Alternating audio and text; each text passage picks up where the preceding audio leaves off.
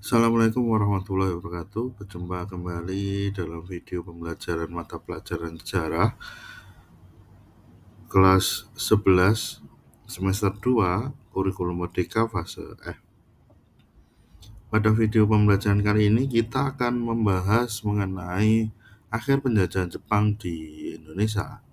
Adapun topik materi yang akan kita bahas ada 3. Yang pertama adalah kekalahan Jepang terhadap sekutu, kemudian peristiwa bom atom yang dilakukan oleh sekutu, dan yang terakhir adalah penyerahan Jepang terhadap sekutu.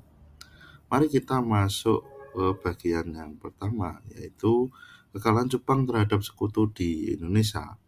Pada bulan Juli 1945, Australia berhasil menyerang Balikpapan dengan gabungan Kenil dan pasukan Australia. Pada September 1944 sampai Mei 1945, di pertempuran Morotai di bagian Papua, Jepang kembali mengalami kekalahan dengan sekutu. Dan yang terakhir adalah penyerangan itu dilakukan oleh sekutu di seluruh wilayah Asia dan bahkan ke pusat negara Jepang. Penyerangan sekutu di negara Jepang ketika sekutu berhasil menguasai pulau paling penting yaitu Iwo Jima sebagai markas terdepan sebelum menyerang pusat Jepang. Perintah Jenderal Thomas Handy ke Jenderal Carl Spaatz yang mengizinkan penjatuhan bom atom. Penyerangan itu dilakukan di 2 kota utama Jepang, yakni Nagasaki dan Hiroshima. Berikut adalah gambar surat perintah dari Jenderal Thomas Handy kepada Jenderal Carl Spaatz. Serangan bom sekutu. Sekutu merencanakan 2 kali penyerangan di kota Hiroshima pada 6 Agustus 1945 dan kota Nagasaki pada 9 Agustus 1945 dengan menggunakan 2 pesawat yang berbeda. Yang pertama, kita akan membahas serangan di Hiroshima. Pada serangan Hiroshima ini, sekutu menggunakan pesawat B-29 dengan menjatuhkan bom atom yang diberi nama Little Boy. Foto ini diambil dari 5 awak yang akan menjalankan misi tersebut, yaitu Paul Tibbets yang paling tengah ini adalah pemimpin penyerangan ini. Bom atom yang digunakan di Hiroshima yaitu Little Boy ini berjenis bedil, di mana bom ini harus menggunakan detonator atau pemicu. Kekuatan ini diperkirakan sekitar 15 kiloton TNT. Bom atom ini dibawa oleh pesawat B-29 Enola. Berikut adalah gambar ledakan yang terjadi di kota Hiroshima pada 6 Agustus 1945. Terlihat dari asap yang membumbung tinggi.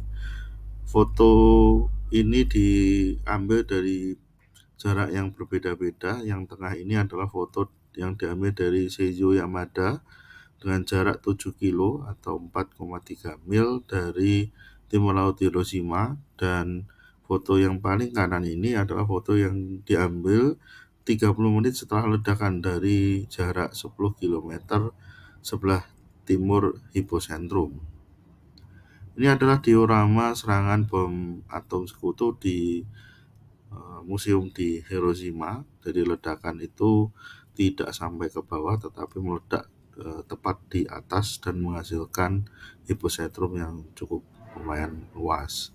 Ini adalah foto sebelum dan setelah penyerangan. Kondisi kota Hiroshima sebelum penyerangan masih terlihat jalan, perumahan, pabrik, gedung-gedung dan lain-lain, dan setelah penyerangan terlihat hampir kelihatan bersih, ya, tidak ada bangunan sama sekali.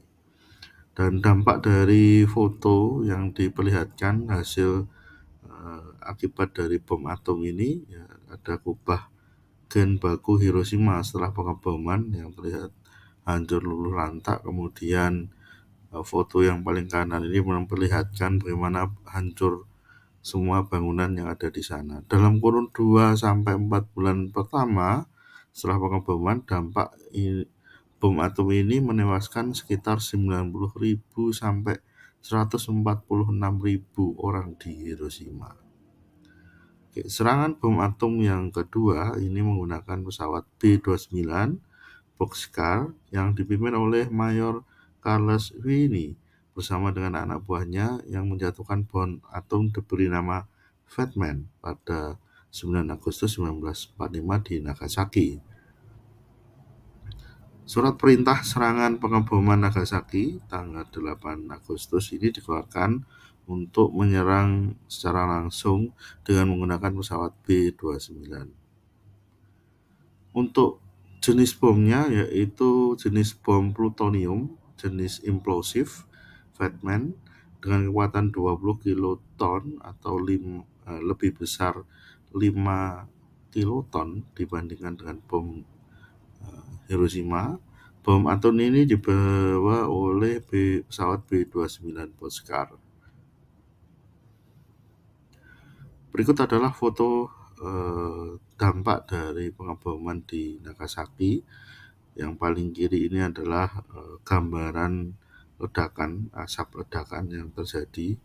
Kemudian gambar yang tengah ini memperlihatkan bagaimana kondisi sebelum dan setelah ledakan, ya, sangat nampak. Yang sebelum atas ini masih kelihatan kota-kotanya, gedungnya, tetapi setelah ledakan yang paling bawah itu kelihatan semuanya hancur luluh lantak. Dan yang terakhir, yang paling kanan ini adalah memperlihatkan bagaimana puing-puing bangunan yang hancur gara-gara ledakan. Nah, kurang lebih separuh korban di setiap kota tewas pada hari pertama saja, ya. Ini mencapai 39.000 sampai 80.000 di Nagasaki. Nah, besarnya efek atau dampak dari kedua bom ini membuat akhirnya Jepang harus melakukan penyerahan tanpa syarat. Ya, terjadi perdebatan antara Jepang dan Amerika terkait isi perjanjian Potsdam.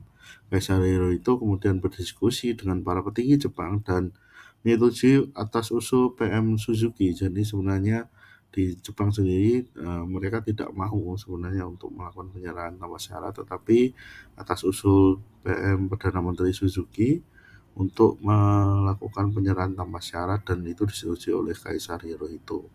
Pada 15 Agustus 1945, Kaisar Hirohito kemudian menyiarkan radio bahwa Jepang menyerah tanpa syarat.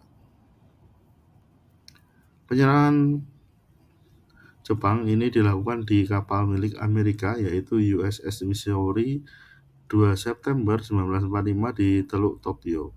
Amerika diwakili oleh Jenderal MacArthur dan Jepang diwakili oleh Menteri Luar Negeri Mamoru Shigemitsu, serta disaksikan oleh 9 tanda tangan dari negara lain seperti Australia, Belanda, Inggris, Rusia.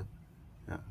Kemudian tanggal 15 Agustus sampai 2 September ini, bagaimana status di Indonesia? Status di Indonesia ini adalah terjadi vacuum of power atau kekuasaan karena menunggu sampai penyerahan kepada sekutu. Demikian video pembelajaran kali ini. Apabila ada kekurangan, saya mohon maaf. Sampai jumpa pada video pembelajaran selanjutnya. Assalamualaikum warahmatullahi wabarakatuh.